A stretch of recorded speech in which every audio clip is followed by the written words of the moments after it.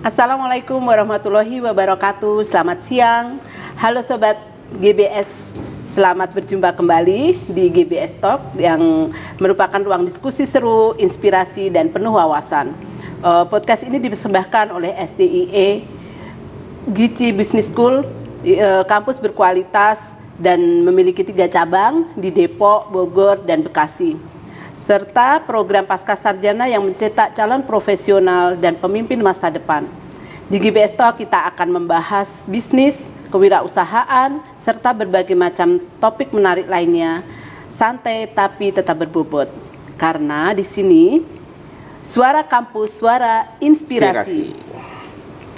Selamat siang Mas Hari. Selamat siang. Ya, kita hari ini dalam podcast kali ini kita kedatangan tamu yang sangat luar biasa dan sudah cukup berpengalaman cukup lama ya Mas ya di bidang insuran ya. Selamat datang Mas Hari, apa kabarnya? Terima kasih. Alhamdulillah baik Mbak Win. Oh ya, hari ini kita akan ngobrolin tentang apa nih Mas? Tentang manajemen risiko ya. Terkait dengan UMKM. Seperti itu. Ya.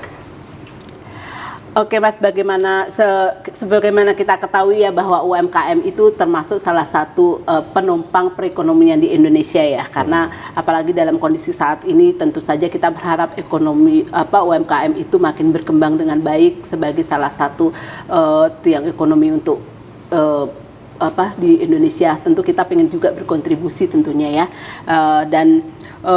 seperti apa sih Mas sebenarnya perkembangan UMKM untuk di Indonesia saat ini, kalau dari Mas Hari sendiri? Kalau kita lihat UMKM ya, kalau dari statistik yang pernah saya lihat di BPS ya, itu pertumbuhan UMKM itu terus meningkat setiap tahunnya, meningkat dan stabil. Nah, jadi UMKM ini merupakan salah satu penopang ekonomi Indonesia sebenarnya. Nah, ini yang diharapkan Indonesia harus menjaga keseimbangan dari UMKM sendiri gitu, jangan sampai jatuh. Nah, terkadang kita ngelihat nih UMKM menjalankan bisnisnya itu ada sesuatu yang harus diperhatikan. Karena kalau enggak, mereka menjalankan usahanya dengan tanda kutip ya, asal-asalan, tentunya akan mati. Tidak bisa berjalan panjang ya Mas? Iya, seperti itu. Seperti itu Mbak. Oke, kira-kira untuk, kan sekarang banyak sekali ya, maksudnya UMKM yang mulai berkembang, tetapi bagaimana cara untuk bisa mereka itu terus bertahan dan proteksi untuk mereka gitu, dan manajemen seperti apa yang harus dilakukan para UMKM ini. Jadi menurut Mas Hari seperti apa sih sebenarnya gitu untuk keberlangsungan UMKM ini, dan agar UMKM ini tetap juga berjalan dengan baik dan bisa panjang ya, karena seperti yang tadi Mas Hari sampaikan, kalau ya hanya berjalan sesaat saja tentunya kita tidak berharap seperti itu. Iya. Kendalanya apa dan seperti apa gitu. Jadi gini, kalau misalnya kita berbicara UMKM, terkadang permasalahan ini adalah UMKM masih dipandang sebelah mata. Karena kita lihat UMKM masih dalam pelaksanaan keberlangsungan usahanya, mereka masih menggunakan cara tradisional. Masih menggabungkan antara bisnis profesionalnya mereka dengan rumah tangga mereka, masih dicampur adukan. Makanya tadi, jadi hanya sebatas orang memenuhi kebutuhan hidup sebagai income dari UMKM, hanya sebagai buat tambahan. Tapi belum dikelola secara profesional ya Mas ya? Belum dikelola profesional. Nah, sehingga apa? Mereka tidak melihat apa sih sebenarnya hal-hal apa yang bisa menjadi tanda kutip adalah ancaman bagi mereka itu sendiri di dalam menjalankan bisnisnya. Nah, inilah yang pentingnya di sini kita coba sama-sama berdiskusi Mbak terkait dengan bagaimana membangun kesadaran UMKM ini terkait dengan manajemen risiko yang ada di UMKM. Agar apa? agar tujuannya UMKM ini bisa berkelanjutan iya. Gitu, bukan tidak hanya sekedar saat, ya. hidup mati, tapi terus bertumbuh hingga bisa naik kelas. Itu tujuan kita. Manajemen risiko di dalam UMKM itu apa saja, Mas? Jadi gini, kalau misalnya kita melihat manajemen risiko, kita lihat dari manajemen. Manajemen adalah suatu proses, gitu kan. Proses dari mulai perencanaan, terus proses dari bagaimana kita melakukan pengorganisasian dari usaha UMKM sendiri, terus juga bagaimana kita melihat dari leadershipnya seseorang, dan juga bagaimana memonitoring. Kita jalan dalam proses manajemen itu sendiri dulu. Nah, ketika sudah berjalan usaha, ada sesuatu yang menjadi tanda kutip hal-hal yang perlu diperhatikan, yaitu apa saja itu, Mas? Resiko. Nah, resiko ini apa sih sebenarnya? Ketika kita nanti mau berbicara manajemen resiko, kita bicara dulu resiko apa sih sebenarnya? Resiko itu, apa itu, Mas, resiko? Nah, resiko itu dalam adalah usaha UMKM terutama. Resiko adalah suatu ketidakpastian. Misalkan, Mbak Win tadi kita jalan sebelum jalan ke sini, Mbak Win dari rumah. Iya. Begitu jalan ke sini, ada sesuatu yang Mbak Win harus hadapi. Pertama apa? Ketika Mbak Win di jalan raya. Ya. Sebelum itu ketika Mbak Win memutuskan untuk ke sini, Mbak Win akan berpikir, saya mau naik apa? Oke. Gitu. Kalau misalkan saya mau jalan kaki, berarti aman. Saya nggak akan jatuh. Gitu kan. Tapi bisa saya ditabrak. Yeah. Kalau kita naik motor, berarti ada risiko yang diambil. Tapi dari sisi kecepatan lebih cepat sampai. Cepat, ya. Oke. Gitu. Nah, inilah kita mengidentifikasi sebenarnya resiko apa yang terjadi. Gitu. Nah, kenapa resiko ini terjadi? Biar kita bisa mitigasi. Biar nggak jadi apa? Biar nggak jadi bahaya. UMKM, ketika kita berbicara resiko, ketika kita tidak melakukan mitigasi, yang tadi saya bilang, akhirnya apa? Mati. Gitu. Ini yang kita lihat, bagaimana pola resiko yang termanajemen dengan baik, hindari ya. Itu bisa dicegah ya, bukan dihindari ya. Bisa modelnya mencegah atau menghindari, tergantung nanti jenis resikonya seperti apa. Nah, tapi kalau kita lihat di sini, intinya adalah kita mengharapkan adanya keberlangsungan usaha. Betul. Bukan berarti ke sana. Ketika terjadi kita tahu, wah di sana ada banjir, ya kita hindari. Jangan lewat yang banjir. Untuk apa? Buat biar lebih efektif, gitu kan. Resiko juga bisa ditransfer. Ketika ada resiko, saya punya resiko, gitu kan. Tapi saya tidak mau, ya saya transfer ke orang lain, gitu loh. Agar apa? Agar yang saya lakukan aman. Contohnya apa? Dengan asuransi. Seperti itu. Jadi asuransi membeli resiko yang ada di saya. Termasuk usaha UMKM itu pun bisa dilakukan. Iya, untuk betul. Proteksinya. Betul. Nah, jadi ketika saya mentransfer resiko saya ke asuransi, berarti saya tinggal berpikir bagaimana usaha ini berkembang. Karena apa? Resiko yang terjadi terkait dengan usaha, misalkan saya punya kios, saya punya tempat produksi, ketika terjadi kebakaran apa, saya bingung kan, saya harus, wah gimana nih, memproteksinya dengan apa? Ya saya dengan limpahkan, saya mentransfer resikonya, bukan saya hindari gitu kan. Kalau saya hindari saya tutup, ini udah bisa kan, salah satu bentuk mitigasi resiko juga, tapi saya pindahkan. Kenapa? Begitu usahanya terjadi apa-apa dengan usaha saya, hal-hal yang terkait dengan kehilangan pendapatan saya atau keuntungan saya akibat dari tidak bisanya berjalannya operasi, diakibatkan bangunannya rusak segala macam, itu bisa tercover oleh asuransi. Nah, okay. Tapi bukan itu ininya, tapi yang jelas bagaimana kita bisa lebih dulu mengidentifikasi dulu resiko-resiko apa yang meminimalkan risiko yang ada nantinya gitu ya ke depannya. Betul. Di UMKM ada apa aja sih resikonya? Gitu. Itu yang paling penting yang kita lihat. Apa saja itu Mas, boleh dijelaskan? Yang pertama kita lihat adalah resiko sumber daya manusia. Itu yang SDM ya. SDM. Kenapa? Karena kenapa menjadi resiko, Mas? Nah, itu dia uniknya di kita. Berdasarkan statistik diketahui bahwa pelaku UMKM itu ternyata dari level pendidikan menengah ke bawah. Faktor pendidikan ya. Pendidikan. Nah, ini yang memang bukan berarti kita menyepelekan orang ya, karena pengalaman yang besar, pendidikan hanya sebatas katalisasi buat menyamakan dengan pengalaman sebenarnya gitu loh. Jadi bukan berarti orang yang sudah pengalaman 20 tahun misalnya dengan orang yang belajar itu bisa aja sama kemampuannya seperti itu, karena ya dengan pengalaman dia sudah belajar sebenarnya, belajar mengenai resiko itu sendiri seperti itu. Tapi kita lihat lagi rata-rata SDM ini itu kurang, dalam artian terlihat dari apa? Dari jenis usahanya.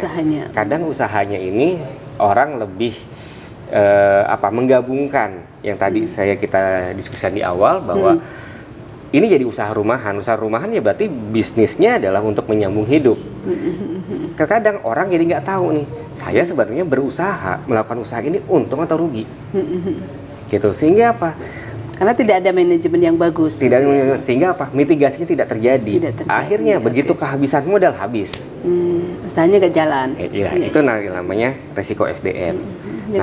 Bagaimana caranya? Nah, caranya ya tentang kita memberikan terkadang memang sulit ya. Sulit ketika memang kita orangnya tidak mau untuk berubah. Tidak bisa gitu, tapi dengan adanya pelatihan, dengan adanya, makanya ini adanya peran pemerintah seharusnya. Sekarang banyak ada penggiat UMKM untuk turun memajukan UMKM Indonesia. Kenapa? Fungsinya adalah memberikan pelatihan. Dalam artian apa? Simple deh, memisahkan pembukuan. Hal sepele tapi sebenarnya tidak pernah diperhatikan di dalam penggiat UMKM ya. Betul, kita nggak usah ngelihat yang UMKM kelas menengah besar segala macam ya sudah ekspor. Kita taruhlah misalnya kita punya warung makan, atau misalnya kita punya gerobak bakso atau apa, itu pelaku UMKM. Terkadang mereka nggak tahu berapa kosnya yang mereka keluarkan, berapa ininya. Mereka tahu mereka bekerja, mendapatkan uang, hasil uang itu buat kebutuhan. Nah, dengan adanya kita turun, ibaratnya ada penggiat-penggiat UMKM yang baru yang sekarang untuk memajukan UMKM Indonesia, simpelnya adalah kita memisahkan pembukuannya dulu deh, misalnya. Pembukuan hal sepele, tapi itu justru yang utama kali harus dilakukan ya. Betul. Jadi memisahkan antara kebutuhan rumah tangga dengan modal usaha. Jadi kita tahu, nah begitu sudah ada kita bisa memitigasi. Nah memang dengan adanya pelaku usaha yang turun, yang mau memajukan UMKM di sini, ini diharapkan bisa memberikan edukasi atau dengan hal yang seperti yang kita lakukan ini, menyebarkan konten-konten edukatif gitu kan tentang UMKM. Siapa tahu nanti diskusi kita dilihat oleh UMKM ketika dia lagi berjualan sambil ngeliat YouTube, oh ternyata seperti ini, gitu kan.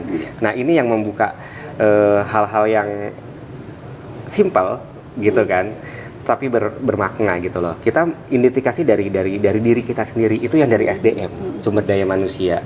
Karena UMKM ketika sumber daya manusianya bagus, berubah, otomatis dia juga akan bisa berubah. Bisa meningkatkan kapasitas produksinya, seperti itu. Itu yang UMKM. Terus yang kedua, resiko produksi. Yang tadi saya bilang. Resiko produksi apa? Keterkaitan dengan modal. Permodalan finansial. Permodalan, resiko produksi. Dia bisa, UMKM kadang hanya sebatas puas dengan kapasitas produksi yang dimiliki. Misalkan industri rumahan, rumah makan misalnya. dia sudah mengukur bahwa saya hanya bisa memproduksi sekian jenis makanan atau sekian banyak. Hanya puas di sana, tidak ada pengembangan. Tidak mau melakukan inovasi ya, pengembangan. Akhirnya apa? Ya hanya sebatas itu, tidak tumbuh-tumbuh gitu loh. Hidup-hidup tapi tidak stuck ya. Stuck, tidak meningkat. Yang kita inginkan adalah UMKM ini dia bertahan, berkelanjutan, tapi juga tumbuh gitu loh. Jangan sampai hanya produksinya itu aja. Iya. Tapi ketika dia menambah suatu produksi, berarti ada resiko. Ketika menambah suatu, ada resiko modal, resiko finansial, gagal bayar misalnya. Ketika dia mengajukan pinjaman ke bank, gagal bayar untuk meningkatkan kapasitasnya. Nah ini yang tadinya ada sesuatu yang bisa dimitigasi gitu loh. Risiko ini tidak bisa dihindarkan, tapi bisa dicegah. Gitu dengan adanya ya mungkin transfer risiko tadi gitu loh. Kalau misalnya dengan terkait dengan gagal bayar, ada risiko kredit gitu kan. Ada asuransi yang menjamin asuransi kredit gitu diperbankan. Jadi sebenarnya aman. Ketika dia yang penting dia bisa berproduksi, kita ya dia fokus. Betul, dia fokus terhadap produksinya untuk apa? Buat membayar kreditnya. Tapi ketika gagal bayar, ada asuransi yang bayar. Gitu sehingga mitigasi risiko yang untuk risiko produksi ini bisa tercapai. Sehingga apa? UMKM bisa yang tadi tetap berlanjut gitu. Yang ketiga, risiko pasar. Tahu persaingan pasarnya juga ketat ya. Ketat. Apalagi juga kita lihat nih banyak ketika toko kelontong berhadapan dengan Indomaret, Alfamart. Pasar-pasar modern ya. Pasar-pasar modern. Nah, ini juga risiko pasar. Nah, bagaimana di sini pentingnya makanya pemahaman tadi di SDM-nya harus mencari curug-curug pasar baru yang mana. Gitu. Ada kalanya ketika sesuatu hal tidak bisa dijual di Indomaret atau Alfamart, bisa kita beli di sini. Misalkan kayak misalnya di Indomaret untuk beli misalnya satu kertas HPS nggak bisa, dia harus bisa belinya satu rim. Curug pasar itu kita bisa mengubah dengan cara ya udah kita beli satu rim tapi kita jual ketengan. Misalnya ada orang butuh, saya cuma butuh 10 lembar kertas, masa saya harus beli satu rim? Kan gitu. Nah, curug pasar-pasar itu yang kita harus lebih jeli gitu loh. Untuk itu salah satu contohnya ya Mbak ya. Strateginya secara teknisnya. Betul, kita mencari curug-curug pasar yang baru, yang ibaratnya kita meninggalkan lautan merah gitu loh. Kita cenderung pergi ke lautan biru gitu, yang ibaratnya di situ belum banyak pemain, kita bisa bermain di sana dan kita bisa meraih profit dan kita bisa besar di sana, seperti itu. Terus tadi aspek terkait dengan produksi, peningkatan produksi yaitu butuh modal. Pemodalan. Resiko permodalan juga tadi sudah bisa diantisipasi, dimitigasi dengan resiko itu. Dan yang terakhir apa? Resiko hukum. Nah, terkadang teman-teman UMKM lupa nih bahwa ada pentingnya regulasi. Satu hal aja yang terkadang dilupakan, yaitu peserta UMKM ini tidak memiliki nomor induk berusaha. Oh, tidak ada perizinan. Tidak ada perizinan. Bahwa pada sebenarnya ketika perorangan pun itu kita bisa buat dalam bentuk usaha. Fungsinya buat apa sih? Buat nanti kalau kita ingin meningkatkan kapasitas di perbankan, kita punya namanya nomor induk berusaha. Tapi gini Mas, pada realisasinya ya, pada saat pelaksanaan, kenapa para UMKM ini tidak punya izin usaha atau NIB ya? Karena mereka berpikir bahwa satu, biayanya mahal, kemudian regulasinya ribet, cara bikin perizinan mereka nggak paham, nggak tahu gitu. Kira-kira seperti apa yang harus dilakukan? Sebenarnya itu hanya jadi butuh edukasi sebenarnya Mas ya. Persepsi sebenarnya enggak kalau dibilang sulit tidak ya, karena pemerintah sekarang sudah sangat support ya, sangat support terkait dengan UMKM. Bahkan sekarang juga ketika UMKM itu didukung oleh pemerintah, bahkan dari sisi permodalan lewat melalui KUR segala macam itu sudah ada. Nah, fungsinya apa? ketika kita masuk ke perbankan harus tetap ada yang namanya tadi dia ada terregistrasi, salah satunya dia punya legalitasnya jelas gitu. Betul, juga punya cash flow mereka punya data untuk manajemen ya, data keuangannya, data manajemen. Nah itu yang kita coba pahami, kita memberikan edukasi ke masyarakat bahwa sebenarnya itu bisa menjadi resiko-resiko ini bisa menjadi sebenarnya yang tadinya ancaman ini bisa menjadi suatu peluang gitu. Yang kadang ya. Betul. Nah di sini yang kadang-kadang teman-teman di UMKM itu tidak masih merasa wah dengan puas dengan hal-hal seperti itu gitu. Oke, Mas, tadi kan udah dijelasin ya manajemen resiko mitigasi itu penting. Kemudian apa sih sebenarnya tantangannya dalam manajemen resiko UMKM ini? Kalau bicara tantangan ya, tentunya memang lebih ke arah kesadaran. Kesadaran pelaku-pelaku UMKM itu terkait dengan dalam hal memahami resiko yang terjadi. Nah, kalau misalkan kita lihat nih sebenarnya ya, resiko itu bisa bisa kita ukur. Gitu. Karena apa? Resiko yang tidak diukur itu bisa mengakibatkan bencana. Gitu. Jadi kita sebelum mengukur itu kita melihat nih ada dua hal yang harus diperhatikan di dalam mengukur suatu resiko, yaitu kita melihat dari dampak dan juga kemungkinan yang terjadi. Gitu. Nah, kalau misalkan kemungkinan yang terjadi rendah gitu kan, tetapi dia mempunyai dampak yang tinggi, berarti itu masih bisa kita ukur. Gitu kan. Tapi kalau misalnya dampaknya tinggi dan resikonya juga mengakibatkan kemungkinan juga tinggi, ini yang berbahaya sebenarnya.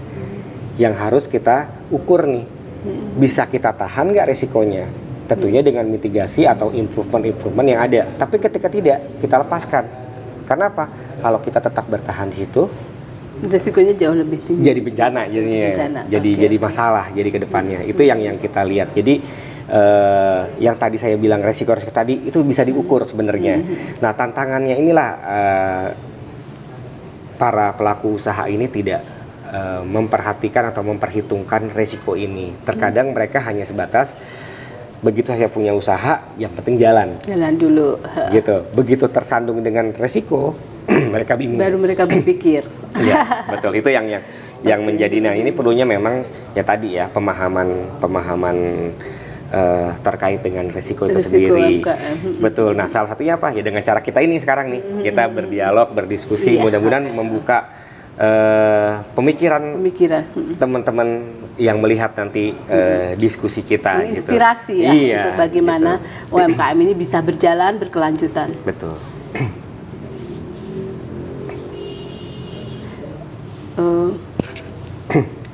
Dari tantangan-tantangan tadi kan banyak ya, disampaikan ada sumber daya, kurangnya kesadaran, terus perubahan lingkungan bisnis itu seperti apa itu, Mas? Iya, perubahan lingkungan bisnis ya pasti ya. Kadang kan yang tadinya mungkin ya contoh ya, ketika kita berbicara kondisi eksternal deh lingkungannya gitu kan, kepastian regulasi itu kan juga bisa berdampak ya. Terus keterbatasan akses gitu, itu yang faktor-faktor dari luar yang memang menjadi tantangan yang harus diperhatikan oleh UMKM itu sendiri gitu kan.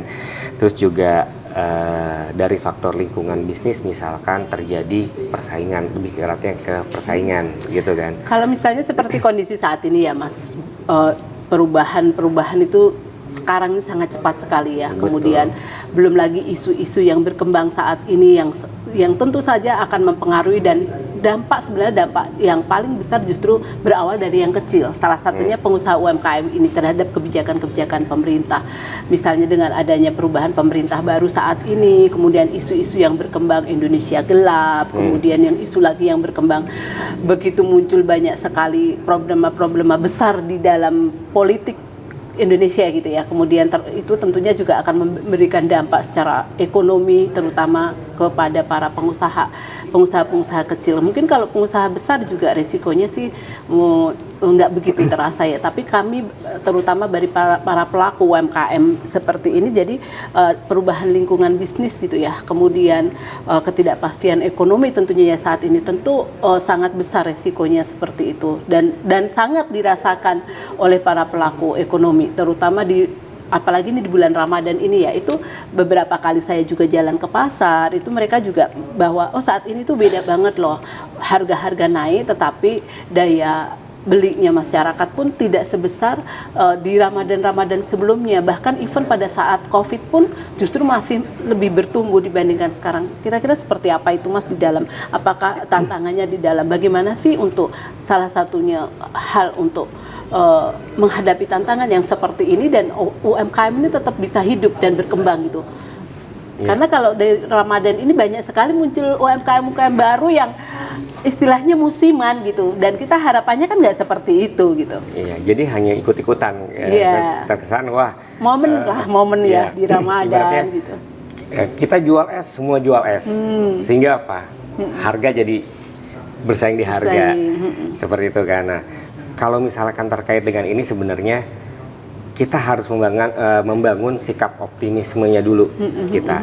Memang ada isu ketidakpastian ekonomi dengan ibaratnya dengan slogan banyak kita dengar Indonesia gelap segala macam. Sebenarnya itu mengungkapkan rasa pesimis kita gitu terkait dengan kondisi saat ini. Tapi ya disinilah peran kita sama-sama saling memberikan inspirasi biar menumbuhkan sikap optimisme di dalam UMKM itu. Jadi bukan berdasarkan jadi optimisme orang gitu kan. Itu ketika kita sudah tidak optimis gitu kan, otomatis usaha juga tidak optimis gitu kan. Jadi kita menanamkan sikap optimis dulu gitu loh. Optimis dari para pelaku UMKM dan juga nanti yang penting adalah efek dominonya yang diharapkan.